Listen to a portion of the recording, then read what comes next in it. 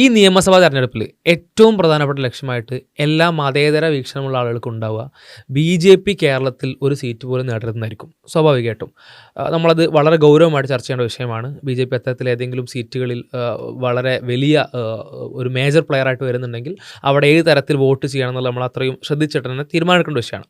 എന്നാൽ അതിനൊപ്പം തന്നെ BJPയുടെ ഒരു ലോങ് ടേം പ്ലാൻ ഇവിടെ മനസ്സിലാക്കേണ്ടതുണ്ട്. ഇപ്പോൾ BJP ആണെങ്കിലും RS ആണെങ്കിലും ഒക്കെ അത്തരത്തിൽ ഒരു എലക്ഷൻ അവർ വിജയിക്കുക അല്ലെങ്കിൽ അവിടെ എന്തെങ്കിലും ചെയ്യുക എന്നതിനപ്പുറം ലോങ് ടേം പ്ലാനുകൾ വെച്ചുകൊണ്ട് അവരുടെ അജണ്ടകൾ നിശ്ചയിക്കുന്ന, അജണ്ടകൾ തീരുമാനിക്കുന്ന, അതിനെ മുന്നോട്ട് കൊണ്ടുപോകുന്ന ആളുകളാണ്. അപ്പോൾ അതുമായിട്ട് ബന്ധപ്പെട്ട് ഈ ഇലക്ഷനിൽ, റീസെൻ്റ് ഇലക്ഷനിൽ നമുക്ക് കാണാൻ കഴിയുന്ന ചില പ്രത്യേക ടാക്ടിക്സ് ഉണ്ട്. അതിലൊന്നെന്ന് പറഞ്ഞാൽ നമ്മൾ നേരത്തെ പറഞ്ഞ പോലെ തന്നെ ഒരു A ക്ലാസ് മണ്ഡലങ്ങൾ തീരുമാനിച്ചത് മാത്രം ഫോക്കസ് ചെയ്ത് പ്രവർത്തിക്കുക എന്നുള്ളതാണ്. നമ്മൾ തൽക്കാലം ഇപ്പോൾ അത് ഇവിടെ ചർച്ച ചെയ്യുന്നില്ല, മാറ്റിവെക്കാം. അതിനപ്പുറം ആ ഒരു A ക്ലാസ് മണ്ഡലങ്ങളിൽ ഒരു 10 മണ്ഡലത്തിൽ കുറച്ച് മൂവ് ഉണ്ടാക്കുക, ഒരു 4-5 മണ്ഡലത്തിൽ ജയിക്കുക എന്നുള്ളത് ഒരു അജണ്ടയാണ്. അതിനപ്പുറമുള്ള അജണ്ട എന്ന് പറഞ്ഞാൽ നമുക്ക് മനസ്സിലാക്കാൻ കഴിയുന്നത് അവർ പ്രധാനമായ അവർക്ക് ഒരുപാട് വോട്ടുള്ള പല മണ്ഡലങ്ങളിൽ നിന്നും അവർ ആസ് എ പ്ലെയർ മാറി നിൽക്കുക. അവർ അവിടെ ഒരു പ്ലെയറായിട്ട് വരാതിരിക്കുക. അവരുടെ വോട്ട് അവർ ആർക്കെങ്കിലും കൊടുക്കുക. അത് കൊടുത്തിട്ട് ആ കൊടുത്തതിലൂടെ അവർ ലോങ് ടേം ആയിട്ട് തങ്ങൾക്കൊരു ബെനിഫിറ്റ് ഉണ്ടാക്കാൻ ശ്രമിക്കുക. അതിലിപ്പോൾ നമുക്ക് നിരീക്ഷിക്കാൻ കഴിയുന്ന കാര്യം എന്ന് പറഞ്ഞാൽ പല മണ്ഡലങ്ങളിലും ഇപ്പോൾ അവർക്ക് ഒരേപോലെ LDF UDF അവരെ സംബന്ധിച്ച് അവർക്ക് ഓപ്പോസിറ്റ് നിൽക്കുന്ന ആളുകളാണ്. അതിൽ ഈ സാഹചര്യത്തിൽ 2 തവണ LDF ഭരണത്തിൽ ഏറിയതുകൊണ്ട് തന്നെ ഒരു തവണ കൂടി LDF വന്നു കഴിഞ്ഞാൽ UDF എന്ന് പറയുന്ന ഒരു അലൈ തന്നെ, അല്ലെങ്കിൽ ആ ഒരു മുന്നണി തന്നെ കേരളത്തിൽ അപ്രസക്തമാവും. കാരണം 3 ടേം 15 വർഷമൊക്കെ ഭരണമില്ലാതിരിക്കുക എന്ന് പറഞ്ഞ സ്വാഭാവികമായിട്ട് അത് വളരെ പ്രയാസമാണ്. അപ്പോൾ അങ്ങനെ അപ്രസക്തമാക്കാൻ UDFന് കഴിയുകയാണെങ്കിൽ പിന്നീട് പ്രതിപക്ഷത്തേക്ക് വരുന്ന മേജർ പ്ലെയറായിട്ട് NDA മാറും. അപ്പോൾ ആ ഒരു ദീർഘവീക്ഷണത്തിൽ LDFന് പല സ്ഥലങ്ങളിലും വോട്ട് മറിക്കുന്നു, അല്ലെങ്കിൽ LDFന് വിജയിപ്പിക്കാൻ വേണ്ടി തങ്ങളുടെ സ്ഥാനാർത്ഥികളെ പിൻവലിക്കുകയോ വീക്കായിട്ടുള്ള NDA ഘടകകക്ഷികൾക്ക് ആ സ്ഥാനാർത്ഥിത്വം കൊടുക്കുകയോ ചെയ്യുന്നു എന്ന് പറയുന്ന ഒരു വിമർശനം, അല്ലെങ്കിൽ നമുക്കൊരു ഒബ്സർവേഷനിൽ നമുക്ക് അങ്ങനെ ഒരു കൺക്ലൂഷൻ കേവലമായിട്ടുള്ള ഒബ്സർവേഷൻ മാത്രമല്ല, ഈവൻ പല ആളുകളും ഇത് പറയുക പോലും ചെയ്തിട്ടുണ്ട്. ഇപ്പോൾ ഉദാഹരണത്തിന് സെൻകുമാർ വളരെ എക്സ്പ്ലിസിറ്റ് ആയിട്ട് തന്നെ ആ ഒരു വിഷയം പറഞ്ഞതായിട്ട് നമുക്ക് കാണാം. ഇപ്പോൾ സെൻകുമാർ പറഞ്ഞത് സതീശനുമായിട്ട് ബന്ധപ്പെട്ടാണ്. VD സതീശൻ എൻ്റെ പറവൂർ മണ്ഡലത്തിൽ BJP സ്ഥാനാർത്ഥിയെ നിർത്താതിരിക്കുക തന്നെ വേണം എന്നുള്ളതാണ് മൂപ്പര് അഭിപ്രായപ്പെട്ടത്. ഞാൻ പറഞ്ഞത് അത് കേവലം അഭിപ്രായം എന്നുള്ള നിലക്ക്.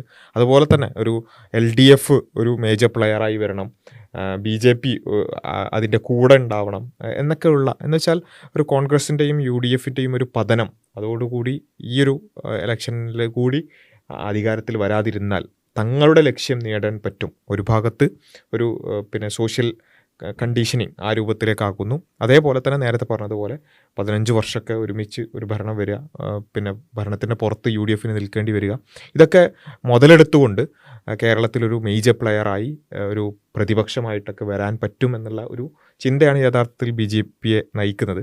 അപ്പോൾ അത് ചില മണ്ഡലങ്ങളിലൂടെയൊക്കെ അതിൻ്റെ കണക്കുകളിലൂടെയൊക്കെ ഇങ്ങനെ പോകുമ്പോൾ അത് ഒരു പരിധിവരെ വളരെ കൃത്യമായി നമുക്ക് കാണാൻ പറ്റുന്ന ചില കണക്കുകൾ നമുക്ക് ഉണ്ട് എന്നുള്ളതാണ്. നേരത്തെ പറഞ്ഞ പോലെ BJP നല്ല രൂപത്തിൽ പെർഫോം ചെയ്ത മണ്ഡലങ്ങളിൽ വരെ എന്തുകൊണ്ട് ഇപ്പം BJP നിർത്തുന്നില്ല? കാൻഡിഡേറ്റ്സ് ഇപ്പോൾ ഫോർ എക്സാമ്പിൾ ഈ ഒരു നാഷണൽ ലെവലിൽ അത്രയും പ്രധാനപ്പെട്ട ഒരു പാർട്ടി, ഇന്ത്യ ഇപ്പോൾ ഭരിച്ചുകൊണ്ടിരിക്കുന്ന പാർട്ടി, അല്ലെങ്കിൽ അതിൻ്റെ ആ മുന്നണിയുടെ ഏറ്റവും പ്രധാനപ്പെട്ട പാർട്ടി, ആ പാർട്ടിയെ സംബന്ധിച്ച് കേരളത്തെ പോലത്തെ സ്ഥലത്ത് വോട്ട് ഷെയർ കൂട്ടാൻ ശ്രമിക്കുകയാണ് വേണ്ടത്.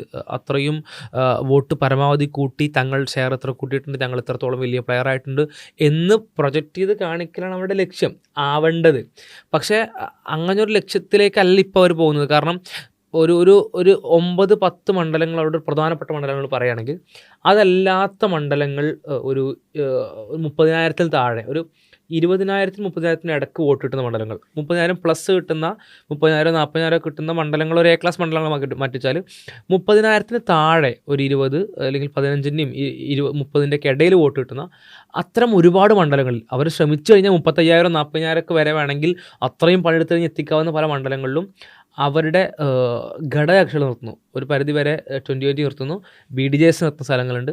അതിൽ നമുക്ക് ഒരുപാട് മണ്ഡലങ്ങൾ, ഇപ്പോൾ ഉദാഹരണത്തിന് കൊടുങ്ങല്ലൂർ അവർക്ക് നമ്മൾ വോട്ട് ഷെയർ പരിശോധിക്കുകയാണെങ്കിൽ 2021 തൊട്ട് മുമ്പത്തെ ഇലക്ഷനിൽ അവരുടെ വോട്ട് 28,000 2016 അത് അതിന് മുമ്പത്തെ ഇലക്ഷൻ എന്ന് പറഞ്ഞാൽ 32,000. അത് നിർത്തുന്ന സ്ഥാനാർത്ഥിയെന്ന് പറഞ്ഞാൽ സന്തോഷ് ചിറക്കുളാണ് ഒരു തവണ നിർത്തിയത്, അതിനു മുമ്പ് സംഗീതയാണ് നിർത്തിയത്. അഥവാ അത്യാവശ്യം പ്രധാനപ്പെട്ട സ്ഥാനാർത്ഥികൾ നിർത്തുന്ന 32,000-28,000 എന്ന് പറഞ്ഞാൽ BJPക്ക് നല്ല വോട്ട് കിട്ടുന്ന അവരുടെ ഏറ്റവും 2016 തന്നെ 32,000 വോട്ടുണ്ട്. അപ്പോൾ അവർക്ക് പണിയെടുത്ത് കഴിഞ്ഞാൽ അത്രയും കൂട്ടാൻ പറ്റുന്നൊരു മണ്ഡലമാണ്.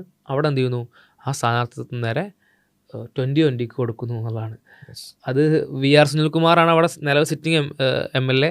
അത് LDFിൻ്റെ സ്ഥാനാർത്ഥിയാണ്. അപ്പോൾ സ്വാഭാവികമായിട്ടും ആ ഒരു വിജയത്തിന് ഒരു കോട്ടം തട്ടാതിരിക്കുക എന്ന് പറയുന്ന ഒരു ലക്ഷ്യം അവിടെ ഉണ്ടോ എന്നുള്ളത് സ്വാഭാവികമായിട്ടും. അതേപോലെ തന്നെ മറ്റൊരു മണ്ഡലമാണ് തൃപ്പൂണിത്തുറ എന്ന് പറയുന്നത്. തൃപ്പൂണിത്തുറയിൽ 2021 KS രാധാകൃഷ്ണനാണ് BJPക്ക് വേണ്ടി മത്സരിക്കുന്നത്. 23,000 വോട്ടുകളാണ് അവിടെ നേടിയിട്ടുള്ളത്. അവിടെ സ്വരാജും കെ ബാബുവും തമ്മിൽ നല്ല ടൈറ്റ് ഫൈറ്റ് നടന്ന് കെ ബാബു ഏകദേശം 992 വോട്ടുകൾക്ക് ആണ് ലാസ്റ്റ് ജയിക്കുന്നത് 2021. അതായത് അതിന് മുമ്പ് സ്വരാജ് 4,000 വോട്ടിന് ജയിക്കുന്നത്. സ്വരാജിൻ്റെ പോലെ CPMലെ വളരെ പ്രധാനപ്പെട്ട ഒരു ലീഡർ 4,000 വോട്ടിന് ജയിച്ചാണ് 2016. അതിനുശേഷം 992 വോട്ടിന് സ്വരാജ് തോൽക്കുകയാണ്. ദാറ്റ് മീൻസ് CPMൻ്റെ കയ്യിലുള്ള സീറ്റാണ്. ആ സീറ്റ് എന്ത് ചെയ്യുന്നു, ഒന്ന് ഇളക്കം തട്ടി പോകുന്നു. സ്വരാജിനെ പോലത്തെ ഒരാൾ പരാജയപ്പെടുന്നു. അപ്പോൾ എന്ത് ചെയ്യുന്നു, അപ്പോൾ നമുക്ക് എന്താ പറയുക, വേറെ എന്തെങ്കിലും കാര്യം കൊണ്ട് പറയല്ല, നമ്മൾ ഒബ്സർവ് ചെയ്യുന്ന സമയത്ത് അവിടെ LDF തന്നെ ജയിക്കണം എന്നുള്ളൊരു ഒരു ഒരു തീരുമാനം സ്വാഭാവികമായിട്ടും ഈ ഒരു പിൻവലിക്കൽ നമുക്ക് ഒബ്സർവ് ചെയ്യാൻ കഴിയുന്നു എന്നുള്ളതാണ്. KS രാധാകൃഷ്ണനെ പോലെ ഒരാളെ 2021 നിർത്തിയ BJP 23,000 വോട്ട് നേടി. BJP അതിനു മുമ്പ് അതിനേക്കാൾ വോട്ട് നേടി. 2016 അവർ നേടിയ വോട്ട് 29,000 തുറവൂർ വിശ്വംഭരനാണ് ആ സമയത്ത് അവരുടെ സ്ഥാനാർത്ഥി. 29,000 വോട്ട് വരെ അവർക്ക് 2016 നേടാൻ പറ്റിയിട്ടുണ്ടെങ്കിൽ 2024 സ്വാഭാവികമായിട്ട് 35, 38, 40 ഒക്കെ ആക്കാം അവർക്ക്. പക്ഷേ വിജയിക്കാൻ പറ്റിക്കൊള്ളുന്നില്ല. അപ്പോൾ അതിനുവേണ്ടി എന്ത് ചെയ്യുന്നു, അല്ലെങ്കിൽ ആ സാഹചര്യത്തിൽ എന്ത് ചെയ്യുന്നു, ആ സ്ഥാനാർത്ഥിയെ പിൻവലിക്കുന്നു. അത് നേരെ അങ്ങോട്ട് ട്വിസ്റ്റ് ചെയ്യുന്നു എന്നുള്ളതാണ്. അല്ലെങ്കിൽ ഒരു പരിധിക്കപ്പുറം ഒരു ടൈറ്റ് മത്സരം മാറ്റി LDF വിജയിക്കുന്നു എന്നുള്ള ഉറപ്പിലേക്ക് എത്തിക്കാൻ ശ്രമിക്കുന്നു. 2020 അവിടെയും സീറ്റ് കൊടുക്കുന്നത്. അടുത്തൊരു മണ്ഡലം നമുക്ക് പിന്നെ തൊടുപുഴയിലേക്കാണ് നമ്മളൊന്ന് പോകുന്നത്. തൊടുപുഴയിൽ 2021 ശ്യാമരാജിന് 21,000 വോട്ടാണ് കിട്ടിയിട്ടുള്ളത്. 2016 S പ്രവീണിന് 28,000. അത്രയും നല്ല, ആ ഒരു സമയത്ത് തന്നെ അത്രയും നല്ല വോട്ടുള്ള ഒരു മണ്ഡലമാണ് യഥാർത്ഥത്തിൽ ഈ തൊടുപുഴ എന്ന് പറയുന്നത്. നല്ല പെർഫോമൻസ് ആണ് NDA അവിടെ കാഴ്ചവെച്ചിട്ടുള്ളത്. ഇന്നിപ്പം പറഞ്ഞ 2 മണ്ഡലത്തെ പോലെ തന്നെ തൊടുപുഴയിലും ഈ 20,000-നും 30,000-ൻ്റെ ഇടയിൽ 30,000-ഓളം വോട്ട് അവർക്ക് കിട്ടുന്നൊരവസ്ഥയാണുള്ളത്. അതെന്ന് പറഞ്ഞാൽ PJ ജോസഫിൻ്റെ മണ്ഡലമാണ്. PJ ജോസഫ് ഒരു 50 വർഷത്തോളമായിട്ട് സ്ഥിരം ഭരിച്ചുകൊണ്ടിരിക്കുന്ന ഒരു മണ്ഡലമാണ്. UDF ആണ്. PJ ജോസഫ് അധികവും UDFൻ്റെ ഒപ്പമാണ് നിൽക്കാറുള്ളത്. അഥവാ കേരള കോൺഗ്രസ് ജോസഫ് ഗ്രൂപ്പാണ്. കേരള കോൺഗ്രസ് ജോസഫ് ഗ്രൂപ്പും കേരള കോൺഗ്രസ് മാണി ഗ്രൂപ്പ്, 2 ഗ്രൂപ്പും തമ്മിൽ അത്യാവശ്യം നല്ല രീതിയിലുള്ള ഫൈറ്റ് നടക്കുന്ന, അല്ലെങ്കിൽ മത്സരം നടക്കുന്നൊരു മണ്ഡലമാണ്. അതിൽ ഇത്തവണ കുറച്ചും കൂടി ടൈറ്റാണ്. കാരണം PJ ജോസഫ് മത്സര രംഗത്തില്ല. കാരണം 50 വർഷത്തോളം അവിടെ ഭരിച്ച PJ ജോസഫ്, അത്രയും ഷുവർ സീറ്റായിട്ട് PJ ജോസഫ് ഇപ്പം മത്സര രംഗത്തില്ല. അതും PJ ജോസഫിൻ്റെ വോട്ട് അല്ലെങ്കിൽ ഭൂരിപക്ഷം കുറഞ്ഞുകൊണ്ടിരിക്കുന്ന സമയമാണ്. 46,000 2016 PJ ജോസഫിൻ്റെ ലീഡ്. 2021 എത്തിയപ്പോൾ 20,000 ലീഡ് കുറഞ്ഞു. ഈ 20,000 ലീഡ് കുറഞ്ഞത് ശ്യാംരാജിൻ്റെ 21,000 വോട്ട്, അല്ലെങ്കിൽ S പ്രവീണിന് കിട്ടിയ 2016 28,000 വോട്ട്. അപ്പോൾ BJPയുടെ വോട്ട് 21,000, 28,000 എന്ന് പറയുമ്പോൾ 25 കൂട്ടം ആവറേജ്. ആ 25,000 വോട്ട് തിരിഞ്ഞു കഴിഞ്ഞാൽ UDF അവിടെ പരാജയപ്പെട്ടു. അപ്പോൾ അതിലേക്ക് തിരിക്കാൻ പറ്റുന്ന രീതിയിലാണെന്ത് ആ ഒരു സ്ഥാനാർത്ഥിത്വം ഉള്ളത്. ആ സ്ഥാനാർത്ഥിത്വം പിൻവലിക്കുകയാണെന്ന് ചുരുക്കം. അപ്പോൾ തൊടുപുഴയിൽ BJP സ്ഥാനാർത്ഥിത്വം പിൻവലിക്കുന്നു. അത് നേരെ NDAയുടെ ഘടകകക്ഷിയായിട്ടുള്ള 2020 കൊടുക്കുന്നു എന്നുള്ളതാണ്. അപ്പോൾ അവിടെ അപ്പു ബോൺ ജോസഫാണ് ഇത്തവണത്തെ UDF സ്ഥാനാർത്ഥി. സിറിയക് ചാഴിക്കാടനാണ് LDFൻ്റെ സ്ഥാനാർത്ഥി. അപ്പോൾ അവിടെയും ഇത്തരത്തിലൊരു നീക്കം നമുക്ക് ഒബ്സർവ് ചെയ്യാൻ കഴിയുന്നതാണ്. അടുത്ത നമ്മൾ റാന്നിയിലേക്ക് പോകുകയാണെന്നുണ്ടെങ്കിൽ 2021 K പത്മകുമാർ 19,000 വോട്ടുകൾ നേടി. 2016 അത് 28,000.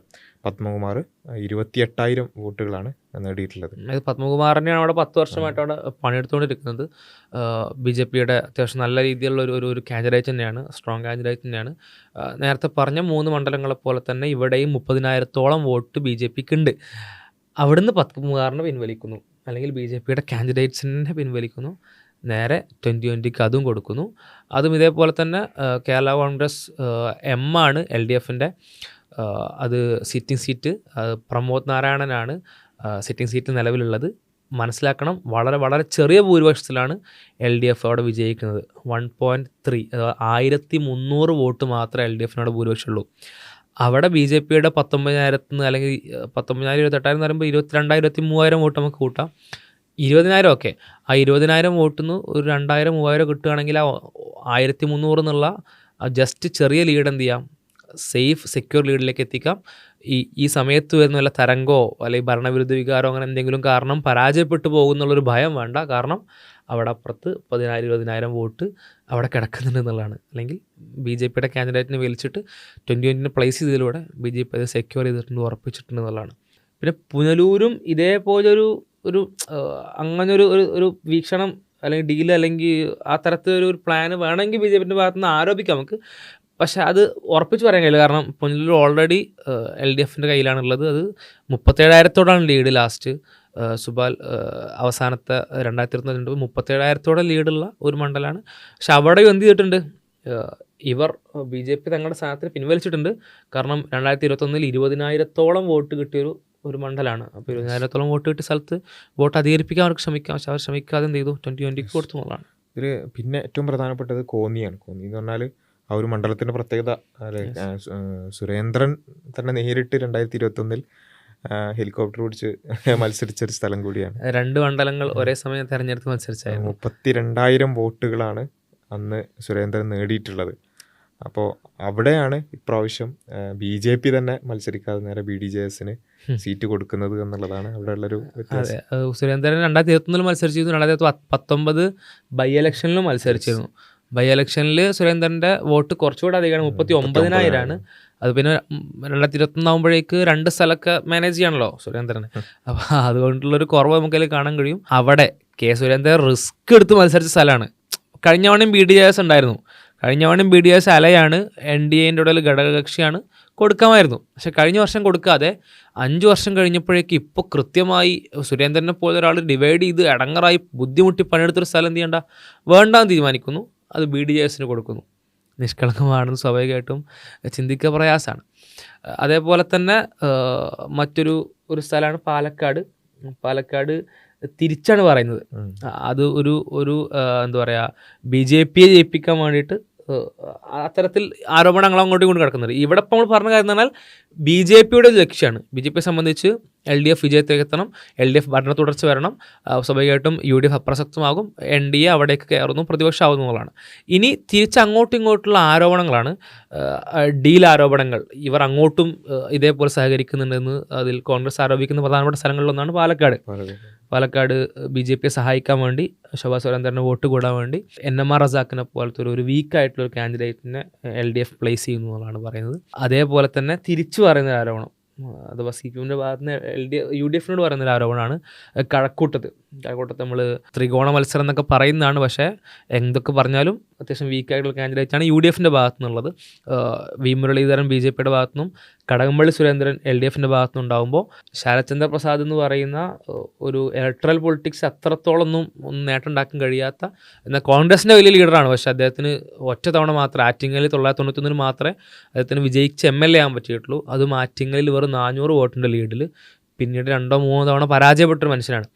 അപ്പോൾ അങ്ങനത്തെ ഒരു സ്ഥാനാർത്ഥി നിർത്തിക്കൊണ്ട് കഴക്കൂട്ടത്ത് വി മുരളീധരന് BJPക്ക് കോൺഗ്രസ് അല്ലെങ്കിൽ UDF വോട്ട് മറിക്കുകയാണ് എന്ന് പറയുന്ന, അല്ലെങ്കിൽ BJP ജയിക്കാൻ സഹായിക്കുകയാണെന്ന് പറയുന്ന ഒരാരോപണം അത് LDFൻ്റെ ഭാഗത്തുനിന്നും, അതേപോലെ തന്നെ പാലക്കാട് BJP ജയിക്കാൻ വേണ്ടിയിട്ട് LDF സഹായിക്കുന്നു എന്നുള്ള ആരോപണം UDFൻ്റെ ഭാഗത്ത് നമുക്ക് കാണാൻ കഴിയുന്നതാണ്. അപ്പോൾ ഇത്തരം വേളകളിൽ, ഇത്തരം ഘട്ടങ്ങളിൽ BJPയുടെ ഒരു ഗെയിൻ അല്ലെങ്കിൽ അവരുടെ ഒരു ലക്ഷ്യ സാക്ഷാത്കാരണം ഉണ്ടാവുന്നു എന്നുള്ളതാണ് നമുക്ക് കാണാൻ കഴിയുന്നത്. അപ്പം BJP ഉദ്ദേശിക്കുന്ന രൂപത്തിലേക്ക് കേരളത്തിൻ്റെ മൊത്തം രാഷ്ട്രീയ സമവാക്യങ്ങൾ മാറുക, പതിയെ പിന്നെ ഈ പറഞ്ഞതുപോലെ ആദ്യം കുറച്ച് മണ്ഡലങ്ങളെ കേന്ദ്രീകരിക്കുക, മറ്റ് മണ്ഡലങ്ങളിൽ ഇതുപോലെയുള്ള കുറച്ച് നീക്കുപോക്കുകളിലൂടെ തങ്ങളുടെ ലക്ഷ്യങ്ങൾ നേടിയെടുക്കുക എന്നുള്ള കാര്യം പലപ്പോഴും സംഭവിക്കുന്നുണ്ട്. ഇവിടെ നമ്മൾ ഈ മുന്നണികൾ തമ്മിലുള്ള ഡീലില്ലായ്മകളൊക്കെ നമ്മൾ ഡിസ്കസ് ചെയ്യാന്നുള്ളതിനപ്പുറത്ത് നമ്മൾ ഓരോരുത്തരും നമ്മുടെ കയ്യിലാണ് ഇതിൻ്റെ അടിസ്ഥാനപരമായിട്ടുള്ള എല്ലാ കഴിവും അല്ലെങ്കിൽ എല്ലാ കാര്യങ്ങളും നമ്മുടെ കയ്യിലാണ് ഉള്ളത്. അത് തിരിച്ചറിഞ്ഞുകൊണ്ട് നമ്മൾ നമ്മുടെ വോട്ട് ഉപയോഗിക്കുക എന്നുള്ളതാണ് ഏറ്റവും പ്രധാനമായിട്ടും ഇവിടെ ചെയ്യേണ്ടത്. യെസ്, ആത്യന്തികമായിട്ട് നമ്മൾ ഈ ലോങ് ടേം ആണെങ്കിലും ഷോർട്ട് ടേം ആണെങ്കിലും ഇത്തരത്തിലുള്ള വർഗീയ താല്പര്യങ്ങളുള്ള ആളുകൾ, ഇപ്പോൾ വികസനങ്ങളുടെ പേരിലുള്ള പല ഡിബേറ്റുകൾ നടക്കുന്നുണ്ടാവും, അത്തരത്തിൽ പല അഭിപ്രായ വ്യത്യാസങ്ങൾ നടക്കുന്നുണ്ടാവും. അതേപോലെ തന്നെ എങ്ങനെയായിരിക്കണം പോളിസികൾ, ഇതുമായിട്ട് ബന്ധപ്പെട്ട് ഒരുപാട് ചർച്ചകൾ LDF UDF അവിടെ നടക്കുന്നുണ്ടാവും. അതിനപ്പുറത്തേക്ക് കേരളത്തിൻ്റെ വർഗീയമായിട്ടുള്ളൊരു അവസ്ഥയിലേക്ക് കേരളത്തെ എത്തിക്കണമെന്ന് താല്പര്യമുള്ള, അതിന് പ്ലാനുള്ള ഒരു മുന്നണി, അവരുടെ ലോങ് ടേം പ്ലാനുകൾ പ്രത്യേകിച്ചും നമ്മൾ പൊളിക്കേണ്ടത് അനിവാര്യമാണ്. അതേപോലെ തന്നെ ഷോർട്ട് ടേം പ്ലാനുകളാണെങ്കിലും അവർക്ക് ഗെയിൻ ഉണ്ടാകുന്ന കാര്യങ്ങളൊന്നും നമ്മുടെ ഭാഗത്ത് ഉണ്ടാകുന്നില്ല എന്നുള്ള നമ്മൾ ഉറപ്പുവരുത്തേണ്ടതുണ്ട്.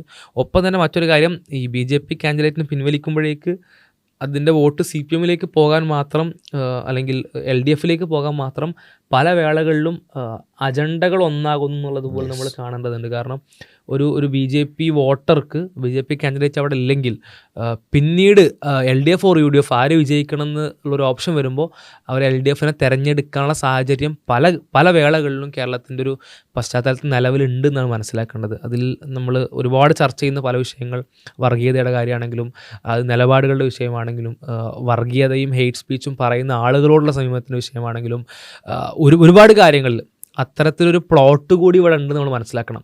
അപ്പോൾ ഈ പറഞ്ഞ വേളകളിലൊന്നും UDF-നെ വിജയിപ്പിക്കാൻ വേണ്ടിയിട്ട് BJP എന്തെങ്കിലും ചെയ്യുന്നത് നമുക്ക് സംശയിക്കാൻ പോലും ഒരു പ്ലോട്ടില്ല. ബിക്കോസ് അവർ വിജയിച്ചിട്ട് ഇവർക്കൊരു കാര്യമില്ല. എന്നാൽ LDF വിജയിച്ചിട്ട് ഒരു കാര്യം ഉണ്ടെന്നോ അല്ലെങ്കിൽ ഒരു BJP വോട്ടർ ഒരു സെക്കൻഡ് ഓപ്ഷനായിട്ട് LDF-നെ കാണുകയോ ചെയ്യുന്നു എന്നുള്ള കാര്യം വളരെ സീരിയസ് ആയിട്ട് LDF പ്രവർത്തകർ, അണികൾ പ്രത്യേകം ഓർക്കേണ്ട വിഷയമാണ്. അങ്ങനെ സംഭവിക്കുന്നുണ്ടെങ്കിൽ ആ വിഷയം എടുത്തു പറയുന്ന ആളുകളെ കുറ്റപ്പെടുത്തുന്നതിനപ്പുറം, അത് പറയുന്ന ആളുകൾ എന്തെങ്കിലും ചാപ്പ കുത്തുക എന്നുള്ളതിനപ്പുറം തങ്ങളുടെ ഭാഗത്ത് നിന്ന് തിരുത്തേണ്ട വിഷയങ്ങളുണ്ട്. വർഗീയ കക്ഷികൾ തങ്ങളെവിടേക്കോ ചേർത്ത് വെക്കുന്നു, തങ്ങളെവിടേക്കോ ചേർത്ത് പിടിക്കുന്നു എന്ന കാര്യം ഗൗരവമായിട്ട് എടുക്കണം, പരിഗണിക്കണം, അതിനെ തിരുത്തണം എന്നുള്ളതാണ് പ്രത്യേക ആ വിഷയത്തെ സൂചിപ്പിക്കാനുള്ളത്. ഈ രൂപത്തിലാണ് നമ്മൾ കണക്കുകൾ പരിശോധിക്കുമ്പോൾ ബോധ്യമാകുന്ന ചില കാര്യങ്ങളാണ് ഇവിടെ സൂചിപ്പിച്ചത്. ഏതായാലും ഇത്തരം വിഷയങ്ങളെ കൃത്യമായി അപഗ്രഥിച്ചുകൊണ്ട് നമ്മുടെ വോട്ട് ഏറ്റവും നല്ല രൂപത്തിൽ ഉപയോഗിക്കാൻ വർഗീയ കക്ഷികൾക്കും നാടിനെ ധ്രുവീകരിച്ചുകൊണ്ട് ഭിന്നിപ്പിക്കാൻ ഉദ്ദേശിക്കുന്ന ആളുകൾക്കും ഒരു തരത്തിലും സ്പേസ് കിട്ടാൻ പാടില്ല. അത് ഏത് ഡീലുകളുടെയോ അല്ലെങ്കിൽ ഏത് നീക്കുപോക്കുകളുടെയോ അടിയൊഴുക്കുകളുടെയോ പേരിലാണെങ്കിൽ പോലും അത്തരത്തിലുള്ള അവസ്ഥ ഉണ്ടാവാൻ പാടില്ല എന്നുള്ളത് നാം ഓരോരുത്തരുമാണ് തീരുമാനിക്കേണ്ടത് എന്നുള്ളതാണ് സൂചിപ്പിക്കാനുള്ളത്. മറ്റു വിഷയങ്ങൾ നമുക്ക് വഴിയെ ചർച്ച ചെയ്യാം. അസ്സലാമു അലൈക്കും.